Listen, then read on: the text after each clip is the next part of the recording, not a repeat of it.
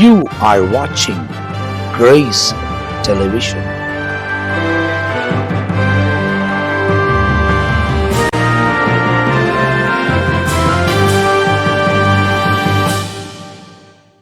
ஆண்டவரும் அருமை இரட்சகராக இயேசு கிறிஸ்துவின் நாமத்தினால் உங்கள் யாவருக்கும் அன்பின் வாழ்த்துக்களையும் ஸ்தோத்திரங்களை நான் தெரிவித்துக் கொள்கிறேன். தேவனுடைய பெரிதான கிருபையால் சுவிசேஷம் என்ற இன்னொரு பகுதியில் உங்களை சந்திப்பதிலே நான் மிகுந்த மகிழ்ச்சி அடைகிறேன். தொடர்ந்து இவ்வளவு தூரம் எங்களோடு கூட நீங்கள் இணைந்து இந்த நிகழ்ச்சியை பார்ப்பதில் எங்களுக்கு மிகவும் மகிழ்ச்சியாக இருக்கிறது. வசனத்தை உங்களோடு கூட போதிக்கிறதில் அநேக காரியங்களை நாங்களும் கற்றுக்கொள்வதற்கு தேவன் எங்களுக்கு உதவி செய்கிறார். தொடர்ந்து வசனத்தை ஆராய கர்த்தர் இந்த நாட்களை நமக்கு தந்திருக்கிறபடியால் நான் கர்த்தரை துதிக்கிறேன். கடைசி காலத்தின் கடைசி பகுதியில் வாழ்ந்து கொண்டிருக்கிறோம்.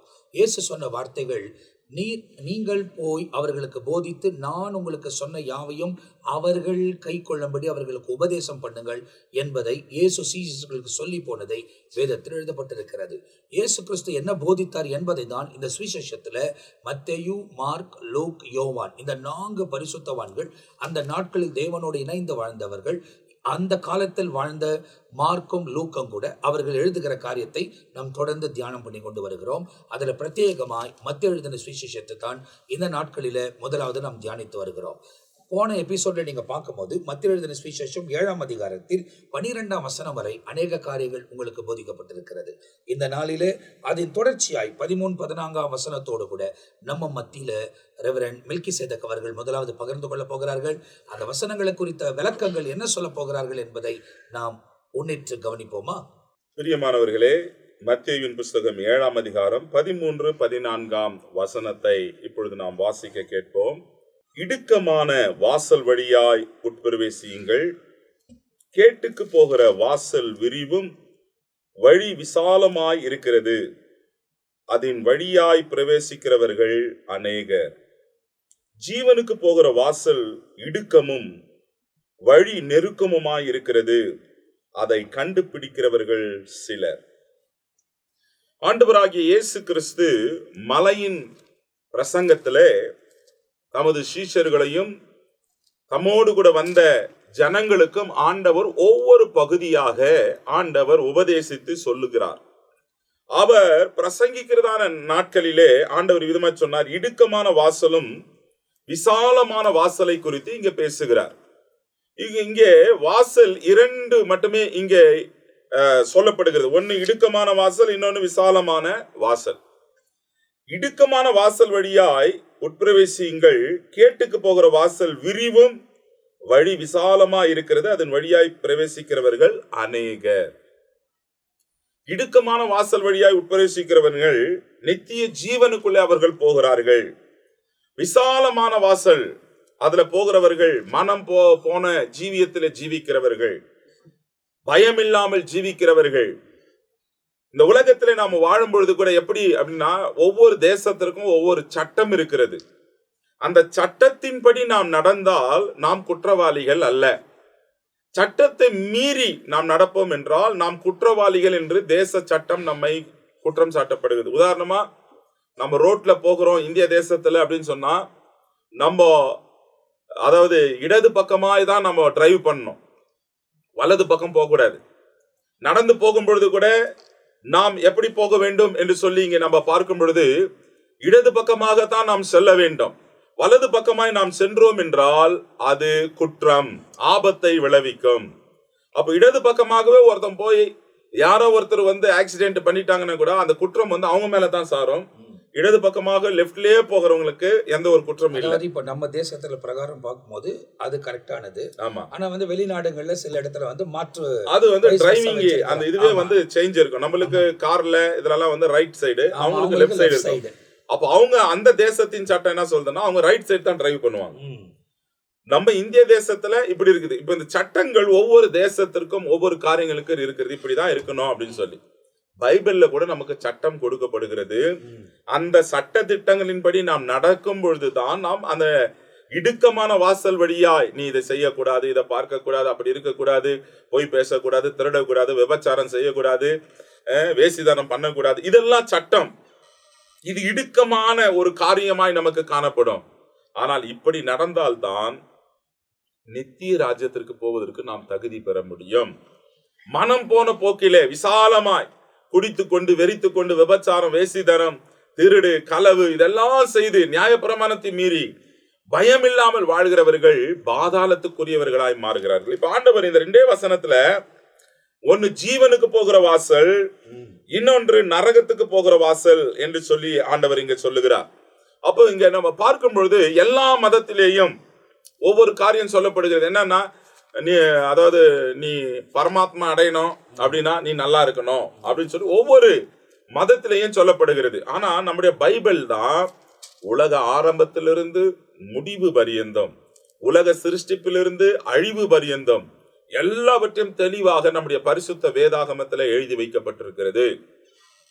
இயேசு இந்த உலகத்திற்கு வந்த நோக்கமே அந்த வழியை காண்பிக்கும்படியாகத்தான். தோமா இயேசுவிடத்துல பேசும் பொழுது யோவான் 14ஆம் அதிகாரத்துல இயேசு சொல்றான், நான் போய் உங்களுக்காக ஒரு ஸ்தலத்தை ஆயத்தம் பண்ண போகிறேன். நான் போய் ஸ்தலத்தை ஆயத்தம் பண்ணின பின்பு நான் மறுபடியும் வந்து உங்களை என்னிடத்தில் சேர்த்துக் கொள்வேன் என்று சொல்லும் பொழுது, நீ போகிற இடத்தை நாங்கள் அறியோமே, வழியை நாங்கள் எப்படி அறிவோம் என்று கேட்டான். அதுக்கு இயேசு ஒரே பதில் சொன்னார், நானே வழியும் சத்தியமும் ஜீவனமாயிருக்கிறேன், என்னை அல்லாமல் ஒருவனும் பிதாவிடத்தில் வாரான். மிக பிரியமானவர்களே, இயேசுதான் வழி, இயேசுதான் சத்தியம், இயேசுதான் ஜீவன். அவரை யார் நம்பி யார் அவரை ஏற்றுக்கொள்கிறார்களோ அவர்கள் தேவனுடைய ஆசீர்வாதத்தை பெற முடியும். இப்ப அந்த வழியில நடப்பதற்கு உனக்கு தடைகள் எதனா இருக்கணும்னா, இயேசு மத்தேயு 5ஆம் அதிகாரத்துல 29-30 வசனங்களிலே அவர் மலை பிரசங்கத்தை ஆரம்பிக்கும் பொழுது இதுக்கு பதில் சொல்லிட்டார். Matthew chapter 5 verse 29 and 30. உன் வலது கண் உனக்கு இடரல் உண்டாக்கினால் அதை பிடுங்கி எரிந்து விடு. உன் சரீரம் முழுவதும் நரகத்திலே தள்ளப்படுவதை பார்க்கிலும் உன் அவயங்களில் ஒன்று கெட்டு போவது உனக்கு நலமாயிருக்கும். உன் வலது கை உனக்கு இடரல் உண்டாக்கினால் அதை தரித்து எரிந்து விடு.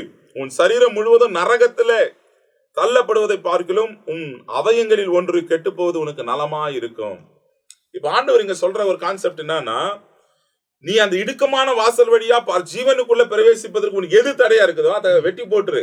ஆமா, ஏன்னா உலகத்துல அதோடு இருக்கிறது, நீ நரகத்துக்கு போறத பார்க்கலாம். உலகத்துல இது இல்லாத நீ பாவம் செய்யாத, நீ பரலோகம் போறது நல்லது என்றார். அதுதான் ஆண்டவர் சொல்ற, கண் இடரலா இருந்தா பிடுங்கி போடு, கை தரித்து போடு. அப்படின்னா தரித்து போட்டுன்னு இல்ல, மனம் திரும்பு. ஆமா, நீ மனம் திரும்பு. இடரல உண்டாக்கினா அது தேவையில்லை. எந்த அளவுக்கு சொல்றதுன்னா, கண்ணை பாக்கலாம், கையை பாக்கலாம், காலை பாக்கலாம், முக்கியமானது பரலோகம். ஆமா, நித்திய ஜீவன், அதுக்குள்ள நீ பிரவேசிப்பது முக்கியம் என்று வேதத்துல இங்க நாம தெளிவாய் பார்க்கிறோம். அப்போ பாருங்க, மனம் திரும்புதலை குறித்து வேத அழகா சொல்லுது. எப்படி அந்த பரலோக ராஜ்யத்துல நித்தியத்துல நம்ம பிரவேசிக்க முடியும்னா, மத்தேயு 3ஆம் அதிகாரத்துல 2ஆம் வசனத்துல நாம் பார்க்கும்போது, மனம் திரும்புங்கள், யோவான் பிரசங்கம் பண்றான், பரலோக ராஜ்யம் சமீபித்து இருக்கிறது பிரசங்கம் பண்ணான். அப்ப யார் பரலோக ராஜ்யத்துல பிரவேசிக்க முடியும்? இடுக்கமான வாசல்னா மனம் திரும்பினவர்கள், மனம் போன போக்குல விசாலமான வாசல்ல போகிறவர்கள் அல்ல. அப்ப மனம் திரும்ப வேண்டும். இங்கே நம்ம பார்க்கும்போது இயேசு அவர் பிரசங்கம் பண்ணும்போது கூட மத்தேயு 4ஆம் அதிகாரம் 17ஆம் வசனத்துல அது முதல் இயேசு என்ன பண்ணார்னா, மனம் திரும்புங்கள், பரலோக ராஜ்யம் சமீபித்திருக்கிறது என்று ஞானஸ்தானம் பெற்றவனை இவரும் பிரசங்கம் பண்ண ஆரம்பிச்சிட்டார். மனம் திரும்புங்கள், பரலோக ராஜ்யம் சமீபித்திருக்கிறது. அப்போ இந்த இடத்துல நம்ம பார்க்கும்போது தேவனுடைய ராஜ்யத்திற்கான ஒரே வழி எதுனா இடுக்கமான வாசல். அதாவது கர்த்தராகிய இயேசு கிறிஸ்துவை ஏற்றுக்கொண்டவர்கள் தான் அந்த இடுக்கமான வாசல் வழியாக உட்பிரவேசிப்பார்கள். நம்ம யோவான் 10ஆம் அதிகாரத்துல நம்ம வாசிக்கப்படும் போது 7-10 வரைக்கும் விதமாய் சொல்லுகிறது. ஆண்டவர் சொல்றார், நானே ஆடுகளுக்கு வாசல் என்று அவர் மெய்யாகவே உங்களுக்கு சொல்லுகிறேன். எனக்கு முன்னே வந்தவர்கள் எல்லோரும் கள்ளரும் கொள்ளைக்காரருமா இருக்கிறார்கள், ஆடுகள் அவர்களுக்கு செவி கொடவில்லை. இயேசு சொல்ற, நானே வாசல், என் வழியாய் ஒருவன் உட்பிரவேசித்தால் அவன் ரட்சிக்கப்படுவான், அவன் உள்ளம் புறமும் சென்று மேய்ச்சலை கண்டடைவான். திருடன் திருடவும் கொல்லவும் அழிக்கவுமே வருகிறான், நானும் அவைகளுக்கு ஜீவன் உண்டாகும், அந்த ஜீவன் பரிபூர்ணம் அடையுமே வந்தேன் என்று இயேசு சொல்லுகிறார். அப்ப இந்த இடத்துல நம்ம பார்க்கும் பொழுது இயேசுதான் வழி, இயேசுதான் சத்தி. அவரை அல்லாமல் பாதாளத்துக்கு போகிற வாசல் விரிவான வாசல், அது விசாலமான வாசல். அப்போஸ்தலர்ல 4ஆம் அதிகாரத்துல 12ஆம் வசனத்துல பேதுரு அவன் தைரியமா பிரசங்கம் பண்றான், அவராலே அன்றி ஒருவனாலும் ரட்சிப்பு இல்லை, நாம் ரட்சிக்கப்படும்படிக்கு வானத்தின் கீழும் மனுஷருக்குள்ளே அவருடைய நாமமே அல்லாமல் வேறொரு நாமமும் கட்டளைப்படவும் இல்லை. Acts chapter 4 verse 12. அப்ப அவர்தான் வழி, அவர்தான் சத்தியம், அவர்தான் ஜீவன். இன்றைக்கு அவர் வாசல் வழியாய் நாம் உட்பிரவேசிப்போம் என்றால் நிச்சயமாகவே நாம் நித்திய ஜீவனுக்குள்ளே நாம் பிரவேசிப்போம். அப்போ வசனத்தில் சொல்லுகிறது, மனம் போன போக்கிலே நாம் வாழக்கூடாது, நம்முடைய மனம் திரும்பி கர்த்தராகிய இயேசு கிறிஸ்துவை ஏற்றுக்கொண்டால் ஜீவனுக்கு போகிற வாசல் இடுக்கமும் வழி நெருக்கமுமா இருக்கிறது. அதை கண்டுபிடிக்கிறவர்கள் சிலர். இன்றைக்கு நாம் அதை கண்டுபிடித்து ஜீவனுக்கு போகிற வாசலிலே நாம் நடப்போம் என்றால் அது குறுகிய வாசல். அது குறுகிய வாசல்னா ரொம்ப நெருக்கமா இல்லை, அதுதான் சமாதானத்தின் வாசல், அதுதான் ஆசீர்வாதமான வாசல். இன்னைக்கு அதன் வழியாய் நாம் பிரவேசிப்போம் என்றால் நித்திய ஜீவனை நாம் கண்டடைவோம். அப்போ இந்த இடத்துல நீங்க பாப்பீங்கன்னா இந்த வசனத்துக்கான விளக்கங்கள் கொடுக்கப்பட்டிருக்கிறது. அகலமான வாசல், நெருக்கமான வாசல். நெருக்கமான வாசல் என்பதுக்கு அர்த்தம் என்ன, அகலமான வாசல் என்பதுக்கு அர்த்தம் என்ன அப்படின்னாக்கா விசாலமானது, குறுகியது. இது ரெண்டு ஏன் சொல்லப்பட்டிருக்கு அப்படின்னா, பாவம் செய்யறதுக்கு நிறைய வழி இருக்கு, நீதியா வாழறதுக்கு இயேசுதான் வழி.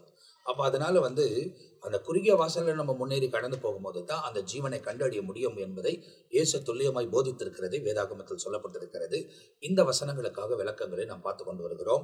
இதை தொடர்ச்சியாய் 15ஆம் வசனத்திலிருந்து 23ஆம் வசனம் வரை ஒரு காரியங்களை ரொம்ப தெளிவாக இந்த வசனங்களில் நமக்கு சொல்லப்பட்டிருக்கிறது. ஏறக்குறைய 9 வசனங்கள் இந்த இடத்துல சொல்லப்படுகிறது. இதில் இருக்கிற காரியங்கள் மத்தியில் ரெவரண்ட் ஜான் பீட்டர் ஐயா அவர்கள் நமக்கு விளக்கி கொடுக்க போகிறார்கள். அந்த வசனத்துக்குரிய காரியங்களை இப்போது நாம் கவனிக்க போகிறோம். வேதாகமத்தில் 2 தீர்க்கதரிசிகளை குறித்து பார்க்கிறோம். நல்ல தீர்க்கதரிசிகள், கள்ள தீர்க்கதரிசிகள். அந்த நல்ல தீர்க்கதரிசிகளை குறித்து வேதத்தில் வித்தியாசம் காண்பிக்கப்படுகிறது. கள்ள தீர்க்கதரிசிகள்னா கள்ளத்தனம், நான் சொன்னா திருட்டு, தவறான காரியம், உள்ளதை மறைத்து சத்தியத்தை சொல்லி ஜனங்களை நல்வழி நடத்தாம தவறான வழியில் நடத்துவதற்கு. 15ஆம் வசனம் எச்சரிக்கை கொடுக்கப்படுகிறது. நல்ல தீர்க்கதரிசிகளுக்கு எச்சரிக்கை அல்ல, அவங்க நல்லதை சொல்லி பரலோகத்துக்கு ஆயத்தப்படுத்துவாங்க. கள்ள தீர்க்கதரிசிகள்னா அவருடைய நோக்கம் எல்லாம் தெய்வீகத்திற்கு விரோதமானது. அதனால எச்சரிக்கை. என்ன சொல்றாரு, கள்ள தீர்க்கதரிசிகளுக்கு எச்சரிக்கையாய் இருங்கள். அவங்க என்ன செய்வாங்க, எப்படி அடையாளம் கண்டுகிறது நாம, அவர்கள் ஆட்டுத்தோலை போர்த்து கொண்டு உங்களிடத்தில் வருவார்கள், உள்ளத்திலோ அவர்கள் பட்சிக்கிற, அப்படின்னா என்ன அர்த்தம்னா ஆட்டை அடிச்சு அந்த தோலை உடைய போட்டு வர போறது இல்லை. அவங்களுடைய செயல், வெளி தோற்றம் ஆடு போல இருக்கும். ஆடுன்னு சொன்னா யாரும் பயப்பட மாட்டாங்க, தோற்றம் நல்லா இருக்கும். ஆனா அவங்களுடைய உச்சரிக்கிற வார்த்தை, அவருடைய செயல்பாடுகள் ஓநாய்கள். இதை குறித்து தான் பவுல் சொல்றாரு. அப்போஸ்தலர் 20ஆம் அதிகாரத்தின் 29-31 வசனம் வரைக்கும் படிச்சு பார்த்தீங்கன்னா, தேவன் சம்பாதித்த சபை, தன்னுடைய இரத்தத்தால் மீட்கப்பட்ட சபை, அந்த சபையை நான் சுவிசேஷத்தினாலே சபையை ஸ்தாபித்தார். ஆண்டவர் என்னை பயன்படுத்தினார். நான் போன பிறகு அங்க ஒரு வார்த்தை சொல்றாரு, மந்தையை தப்ப விடாத ஓநாய்கள். ஓநாய்கள். இப்ப இங்க ஆண்டவரே சொல்றாரு, உள்ளத்திலே அந்த உள்ளத்துல இருக்கிற அந்த உள்ளம் நல்லா இருந்ததுன்னா நல்ல வார்த்தையே சொல்லுவாங்க. அப்போ உள்ளத்திலே நல்லது இல்லை. நல்லது இல்லாததற்கு காரணம் கள்ள பிசாசு, தெய்வீக திட்டத்தை உடைப்பதற்கு. அப்போ ஓநாய்களின் குணம் என்ன, அது பட்சிக்கிறது, சாகடி, ஒண்ணு இல்லாத பண்றது. இன்னைக்கு அதுதான் நடந்துகிட்டு இருக்கு. தெய்வீகத்துக்கு மாறா நல்ல ஊழியம், நல்ல செய்தி கொடுக்கப்படும் போது இந்த தேவையில்லாத வார்த்தைகளை சொல்லி திருச்சபையை கலங்கடித்து தேவ திட்டத்தை முறியடிக்கிற காரியங்களை பார்க்க முடியும். சரி, எப்படி அவங்கள அடையாளம் கண்டு கொள்வது, நல்லதுக்கும் கெட்டதுக்கும் எப்படி அடையாளம் கண்டு கொள்வது? 16ஆம் வசனம், அவர்களுடைய கனிகளினாலே அவர்களை அறிவீர்கள். இப்ப கனியை கொண்டு வர்றார். அப்ப எது நல்லது எது கெட்டதுன்னு. அப்ப கனிங்கன்னு வரும்போது ஒருத்தவங்க தாழ்மையா நடந்து கொள்வாங்க.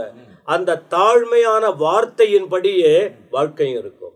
ஆனா சிலர் தாழ்மையை போல இருப்பாங்க, வாழ்க்கை கரடு முரடா இருக்கும். அப்ப என்ன சொல்லுவாங்க, நான் பார்க்கறதுக்கு நல்லவங்க போல இருந்தது, ஆனா இவர்கள் இப்படிப்பட்ட செயல்களில் ஈடுபட்டிருக்காங்களே. அதுதான் கனி. ஆண்டவர் ஒன்றும் தூரத்துல உள்ள உதாரணங்களை வைத்து விளக்கி சொல்லவில்லை, ரொம்ப ஈஸியா புரிகிற அளவுக்கு தான் சொல்லி இருக்கிறாரு.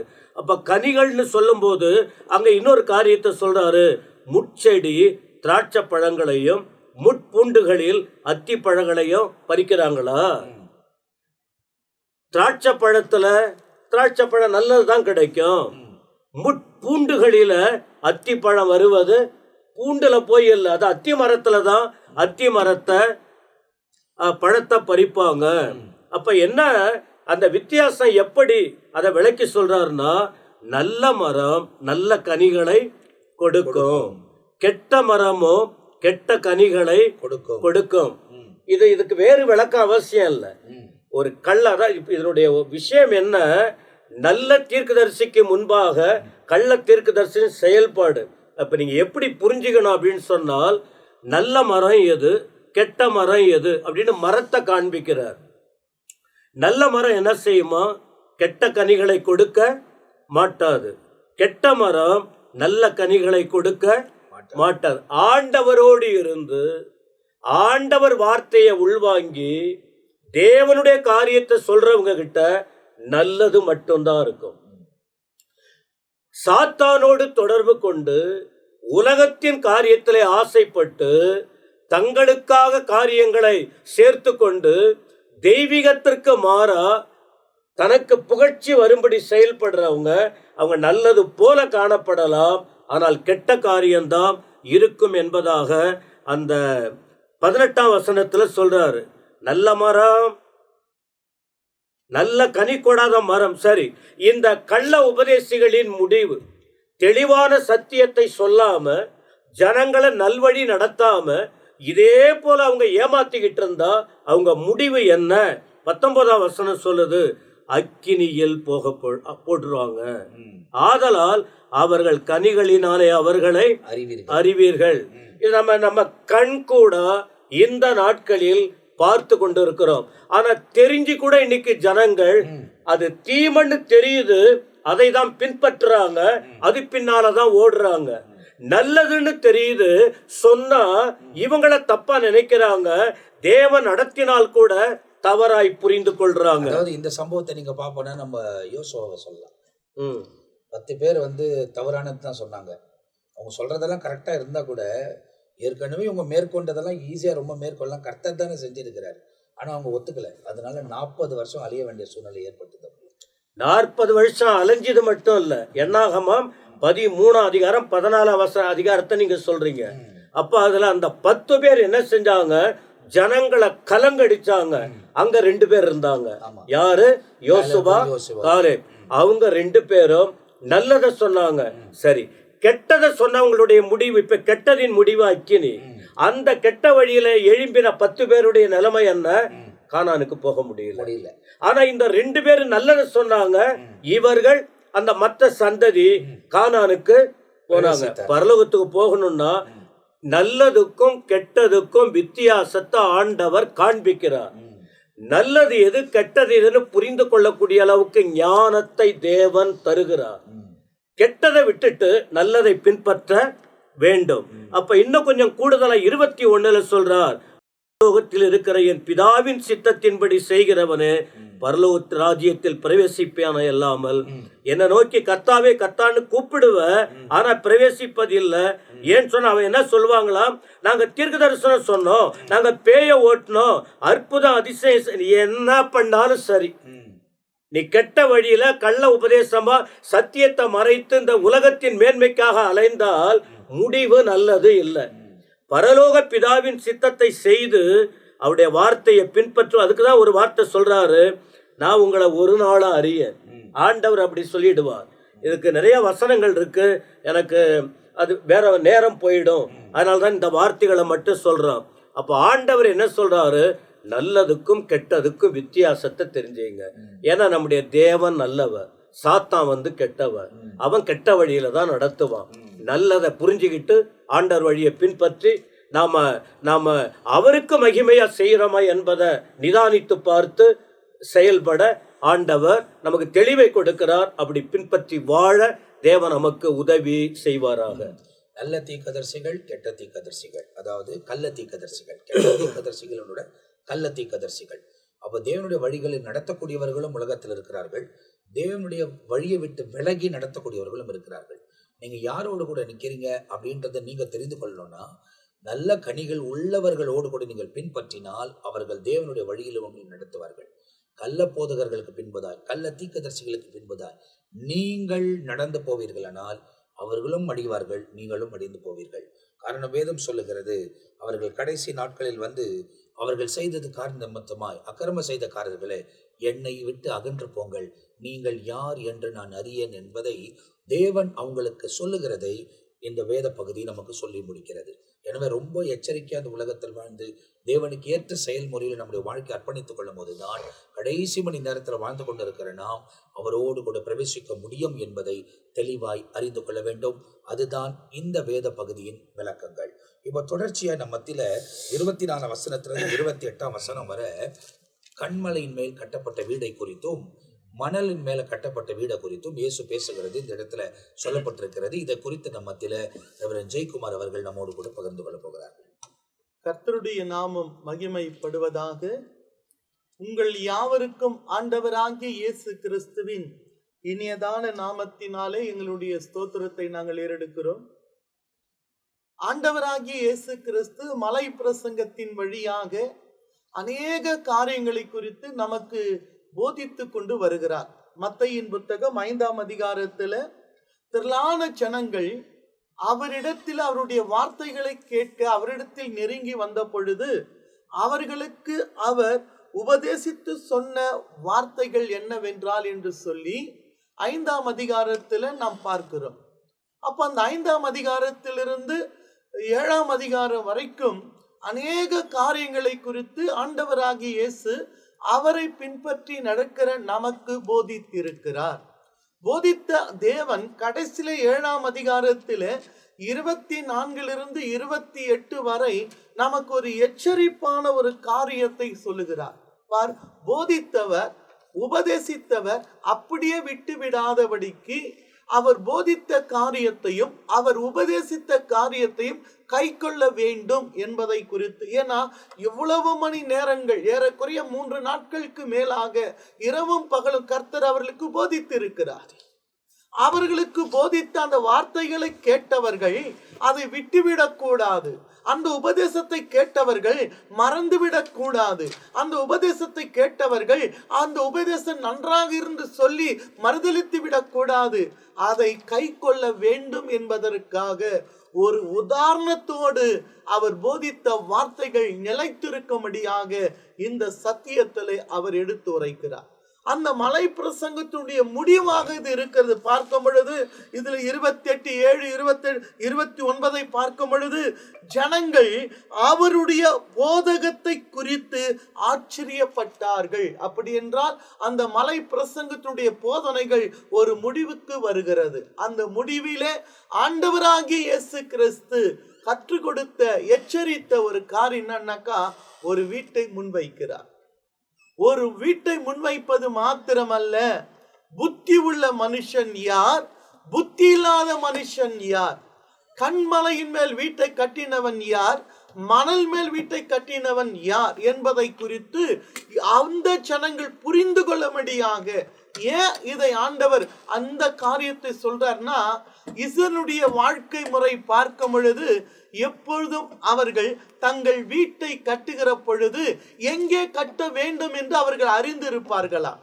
தங்களுடைய வீட்டை எப்போதும் அவர்கள் மணல் மீது பள்ளத்தாக்கில் கட்ட மாட்டார்கள். அதை நாம் சரித்திரத்திலே பார்க்கும் பொழுது வெளிப்படுத்தின புத்தகத்திலே 7 சபையினுடைய பட்டணத்தை பார்க்கும் பொழுது 7 பட்டணங்களுமே மலையின் மேல் தான் கட்டப்பட்டிருக்கிறது. அப்படி என்றால் அவர்களுடைய வாழ்க்கை முறை எங்கே வீட்டை கட்டினால் விழாமல் காக்கப்படும், எங்கே வீடு கட்டினால் விழுந்து போகும் என்று உணர்ந்திருக்கிறார்கள். அதையே ஆண்டவர் மையப்படுத்தி தங்கள் வீட்டை எங்கே கட்ட வேண்டும் என்பதை அறிந்திருக்கிற அவர்களுக்கு தன்னுடைய உபதேசத்தை மையமாக வைத்து நீங்கள் வாழ்கிற வாழ்க்கை கட்டுகிறதான காரியத்தை ஒப்பிட்டு பேசுறார். அதுல என்ன சொல்றாரு? ஆகையால் நான் சொல்லிய இந்த வார்த்தைகளை கேட்டு, நான் சொல்லிய இந்த வார்த்தைகளை கேட்டு இவைகளின்படி செய்கிறவன் எவனோ. பாருங்க, இந்த நாட்களிலே கர்த்தருடைய வார்த்தைகள் எத்தனையோ ரீதியில போதிக்கப்படுகிறது. ஒவ்வொரு வாரமும் சபையில போதிக்கப்படுகிறது. டிவியின் வழியாக கர்த்தருடைய வார்த்தைகள் போதிக்கப்படுகிறது. எத்தனையோ ரீதியில கர்த்தர் தன்னுடைய வார்த்தைகளை நமக்கு போதித்து கொண்டு தான் வருகிறார். அதுல மேன்மையான காரியம் ஒன்று, இயேசு கிறிஸ்து வாழ்ந்த நாட்களிலே மலை பிரசங்கத்தின் வழியாக அவர் போதித்த காரியங்கள் உண்டு. அதைத்தான் அவர் மேன்மைப்படுத்தி சொல்கிறார். நான் சொல்லிய இந்த வார்த்தைகளை கேட்டவர்கள் என்ன செய்யணுமா? இவைகளின் படி செய்கிறவன் எவனோ, கேட்பது முக்கியமல்லங்க, அதன்படி செய்கிறவன் எவனோ அவன்தான் அவனை கண்மலையின் மேல் தன் வீட்டை கட்டின புத்தியுள்ள மனுஷனுக்கு ஒப்புவிடுவேன் என்று சொல்கிறார். அப்போ யார் தன்னுடைய வீட்டை கண்மலையின் மேல் கட்டின மனுஷனுக்கு ஒப்பிடுவேன் என்று சொல்கிற வார்த்தை யாருக்குன்னு சொன்னா, நான் சொல்லிய இந்த வார்த்தைகளை கேட்டு, அந்த மலை பிரசங்கத்தில் 5ஆம் அதிகாரத்திலிருந்து அநேக காரியங்கள் அவர்கள் கை கொள்ள வேண்டிய காரியத்தை தெளிவாக ஆண்டவர் போதிக்கிறார். அது ஏற்கனவே பல ரீதியில பல ஊழியர்களாக நாம் தெளிவாக பகுதியாக போதித்து இருக்கிறோம். அந்த வார்த்தைகளை, நான் சொல்லிய இந்த வார்த்தைகளை கேட்டு இவைகளின் படி செய்கிறவன் எவனோ. அப்ப யோசிச்சுனாக்கா, நாம் சத்தியத்தை கேட்பது மாத்திரம் அல்ல, வேதத்தை வாசிப்பது மாத்திரமல்ல, அவைகளின் படி நாம் செய்கிறோமா, நடக்கிறோமா, அதுதான் ரொம்ப முக்கியம். கேட்பது ரொம்ப லகுவாக இருக்கும், வாசிப்பது ரொம்ப லகுவாக இருக்கும். ஆனால் அவைகளின் படி நாம் வாழ்கிறோமா, அவைகளின் படி நாம் நடக்கிறோமா என்பது தான் ஆண்டவர் எடுத்து உரைக்கிறார். இந்த மலை பிரசங்கத்தினுடைய முடிவிலே நான் சொல்லிய இந்த வார்த்தைகளை கேட்டு இவைகளின் படி செய்கிறவன் எவனோ அவன் கண்மலை மேல் தன் வீட்டை கட்டின மனுஷனுக்கு ஒப்பாக இருக்கிறான். ஏன் சொல்றாருன்னா, அடுத்த வருஷம் பெருமழை சொரிந்து பெருவெள்ளம் வந்து காற்று அடித்து அதன் மேல் மோதியும் அது விழவில்லை. அப்போ வசனத்தை கேட்டு தன் வீட்டை கண்மலையின் மேல் கட்டினவனுக்கு எங்கு ஒப்பிடுவேன் என்று சொன்ன தேவன், இப்போ காற்றும் புயலும் வருகிறது, அவர்கள் பெருவெள்ளம் வருகிறது, அந்த வீட்டில் மோதியும் அந்த வீடு விழவில்லை என்று சொன்னால், அந்த வீடு எங்க கட்டப்பட்டிருக்கிறது? ஏனென்றால் அது கண்மலையின் மேல் அஸ்திபாரம் போடப்பட்டிருந்தது. அப்படி என்றால் யார் வசனத்தை கேட்டு அதன்படி நடக்கிறவர்கள், அவர்கள் கண்மலையின் மேல் அஸ்திபாரம் போடப்பட்டு கட்டுகிறவர்களுக்கு புத்தி உள்ளவர்களாக இருக்கிறார்கள். அப்ப ஆண்டவர் ஒரு புத்தி உள்ள மனுஷன் தான் வீட்டை எங்க தான் கட்டுவான்னு சொன்னா, பள்ளத்தாக்கிலோ மணல் மேல் கட்ட மாட்டான். அவன் கட்டுகிற வீடு கல்மலையின் மேல் தான் கட்டுவான், அஸ்திவாரத்தை போட்டு கட்டுவான். என்னத்தான் ஆபத்து காற்றும் புயலும் வந்தாலும் அவன் போட்டுப்படுகிற அஸ்திவாரம் தாங்கி பிடிக்கிற தன்மை, ஒரு வீட்டை தாங்கி பிடிக்கிற தன்மை அஸ்திவாரத்துக்கு உண்டு. ஏன் அநேக வீடுகள் எளிதாக சின்ன ஒரு அதிர்ச்சி வந்தாலே விழுந்து போவதற்கு என்ன காரணம் என்றால், அஸ்திவாரம் என்னவா இல்ல, உறுதியா இல்லை. அப்ப அஸ்திவாரம் தான் மேல இருக்கிற வீட்டை தாங்கி பிடிக்கிற தன்மை அதுக்கு தான் இருக்கு. அதனால்தான் நிறைய பேர் அஸ்திவாரத்தை நல்ல ஆழமா தோண்டி நல்ல உறுதியா போடுவாங்க. காரணம், மேலே இருக்கிற கட்டிடம் நிலைத்திருக்க வேண்டுமானால் அஸ்திவாரம் ரொம்ப முக்கியம். அதுபோல கிறிஸ்துவ வாழ்க்கையிலே நாம் உறுதியாக நிலைத்திருக்க வேண்டுமான, வாழ்க்கையில் வருகிற போராட்டங்கள், இன்னல்கள், துன்பங்கள், கஷ்டங்கள், பலவீனங்கள் எல்லா மத்தியிலே நாம் கிறிஸ்துவுக்காக உறுதியா இருக்கணும்னா அவருடைய வார்த்தைகளை கேட்கிற நாம் அவைகளின்படி நடந்தாதான் நமக்கு வாழ்க்கையில் என்ன பிரச்சனைகள் வந்தாலும் நாம் விழுந்து போகாதபடி நாம் போட்டிருக்கிற தாங்கி பிடிக்கும். அவர் சொல்றாரு, மணல் மேல் கட்டின வீடு. இதுக்கு யார் ஒப்பிட்டு பேசுறாருன்னா, நான் சொல்லிய இந்த வார்த்தைகளை கேட்டு இவைகளின்படி செய்யாதிருக்கிறவன் எவனோ.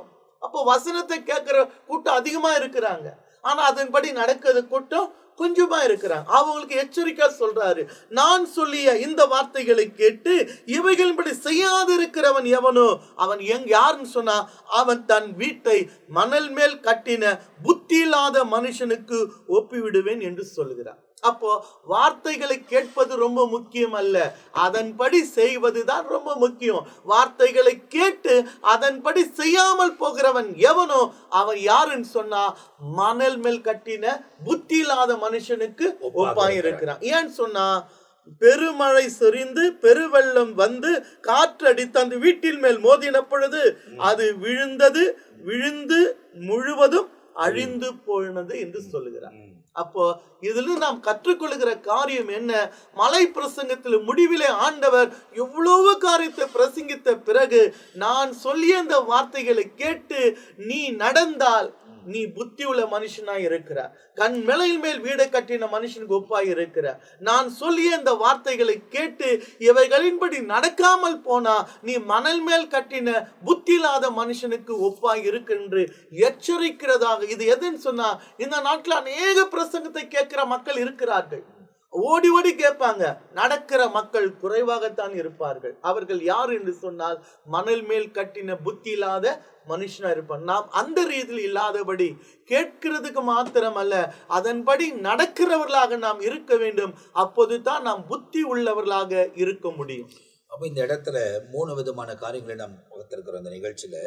ஒன்று, விசாலமான வாசல், குறுகிய வாசல்.